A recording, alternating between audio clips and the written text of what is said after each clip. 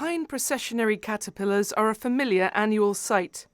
They shuffle out of their silken nests in long furry lines as winter turns to spring. But what if that's increasingly early in the year? The pine processionary caterpillar is a type of moth called the pine processionary moth. And it's around this time of the year that we start seeing the caterpillars making their way down from the pine trees. And you'll see them in a long trail. They're actually coming down to the ground to look for a suitable place to pupate in the soil. It's interesting because years ago we used to start seeing the caterpillars later on in the year, around springtime, like March, April time.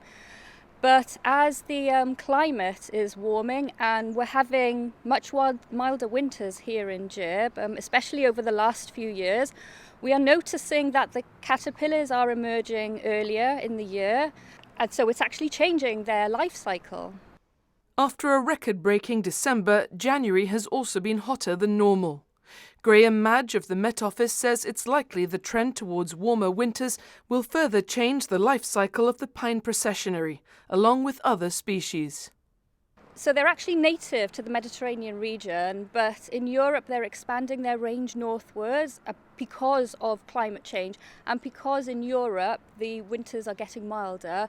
So they're expanding up into France now. I know they're having quite a few problems in France, in pine woodlands there, where massive populations of caterpillars are actually deforesting pine trees as well. They can damage the pine trees and in some cases completely destroy them.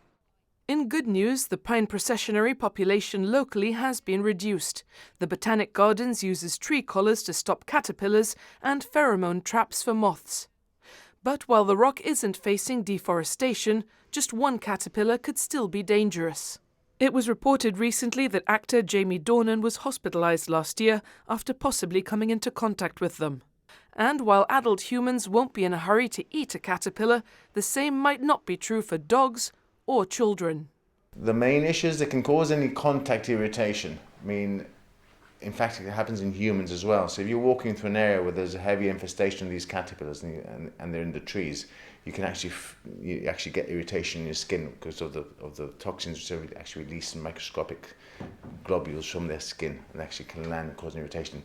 Now, what happens with these is if a dog takes it into the mouth, which is the main damage, they get it on the tongue. The tongue causes vasoconstriction, so it means the blood vessels to the tip of the tongue and the area constrict, and as there's no collateral blood supplying to that area of the tongue, you get necrosis, so that bits of tongue can actually die and drop off.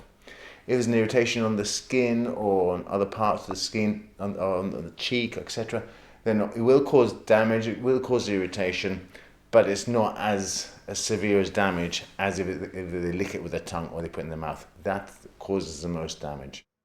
Greater awareness and effective control measures mean the veterinary clinic now sees only 1 or 2 cases a year of dogs harmed by pine processionaries.